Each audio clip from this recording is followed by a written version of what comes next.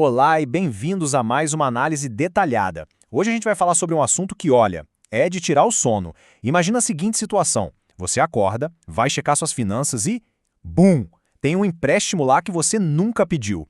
É uma realidade super estressante que, infelizmente, está atingindo milhares de consumidores. Mas calma, porque a partir de agora a gente vai destrinchar esse cenário sufocante das dívidas falsas e, mais importante ainda, vamos montar juntos uma estratégia de defesa super metódica e empoderadora baseada puramente nos fatos. Vamos lá? Só de pensar já dá um frio na barriga, né? Imagina o pânico absoluto de descobrir do nada que a sua reputação financeira simplesmente desmoronou. O CPF acaba bloqueado, a pontuação lá no Serasa despenca de uma hora para outra e a sua vida diária meio que trava. Aquele choque inicial de ver cobranças e juros correndo soltos de algo que você nem sabia que existia é um desespero que paralisa. E é exatamente desse ponto de estresse extremo que a gente precisa partir para entender como agir. Bom, para organizar nossa conversa, dá uma olhada em como vamos dividir isso. Primeiro, o pesadelo do falso empréstimo. Depois, como a fraude realmente acontece. O que fazer imediatamente, as armadilhas e os erros fatais que a gente comete, o perigo gigantesco do segundo golpe e, por fim, o caminho para a solução. Então, entrando na nossa primeira parte, o pesadelo do falso empréstimo e os efeitos em cascata da falsa dívida.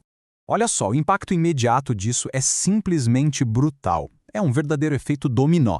De repente, aquele financiamento da casa própria ou do carro trava, propostas para alugar um imóvel são negadas sem explicação, os limites do cartão de crédito despencam sem nenhum aviso prévio e, claro, começam aquelas ligações de cobrança que não param nunca. O desgaste emocional é gigantesco. E aqui vai um alerta importantíssimo. Ignorar o problema achando que ele vai magicamente desaparecer é um erro fatal.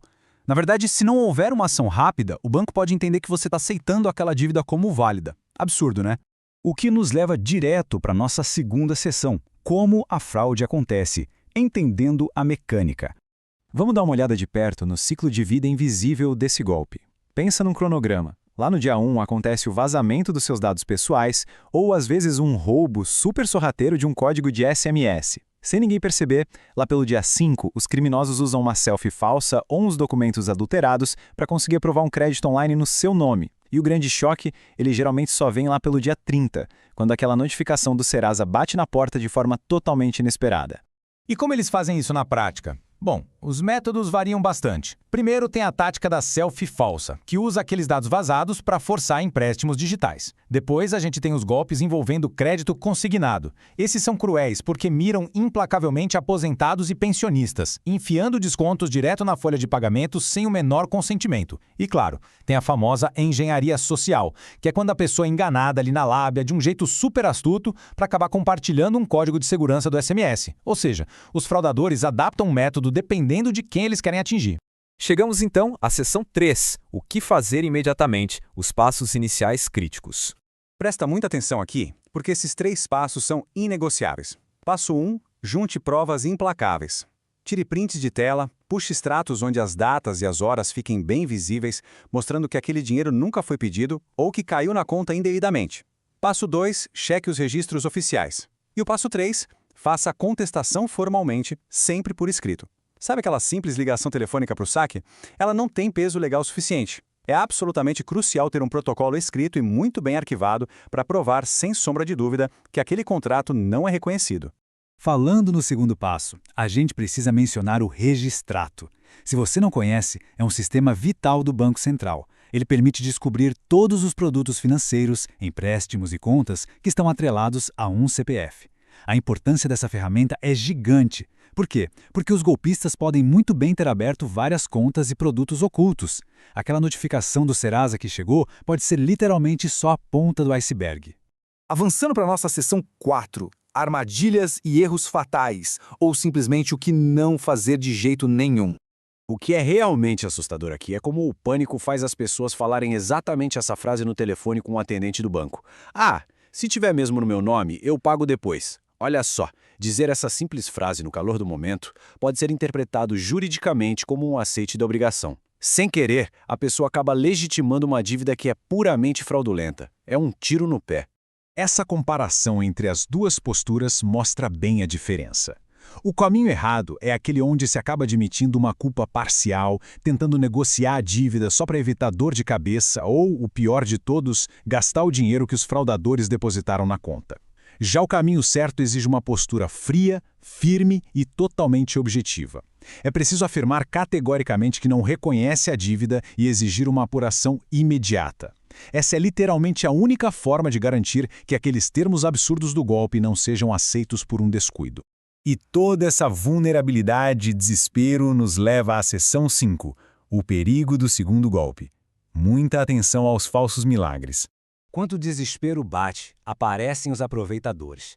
Fique de olho nestes sinais clássicos de alerta vermelho.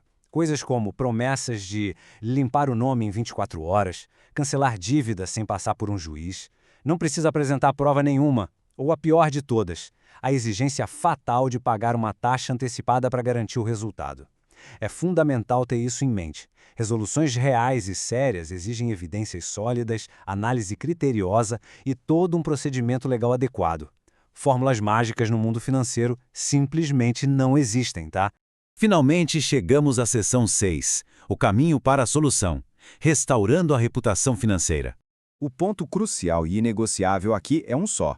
A remoção do nome do Serasa não é automática. Um erro super comum é achar que basta abrir uma reclamação no saque do banco e pronto. No dia seguinte, a restrição sumiu. Não é assim que funciona.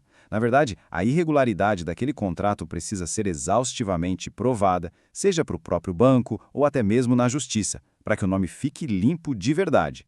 E é exatamente por causa dessa burocracia toda que o suporte jurídico se torna tão essencial nessa fase. Os profissionais do direito são treinados para navegar nesse mar de complexidades técnicas. Eles vão analisar cada detalhe para ver se o contrato é nulo de origem, eles podem exigir juridicamente os números de IP e os registros de biometria que o banco usou para aprovar a fraude, eles forçam cancelamento formal da dívida e, claro, buscam reparações justas pelos danos morais e materiais causados. Isso evita aquelas manobras amadoras que, no fim das contas, só agravariam o prejuízo.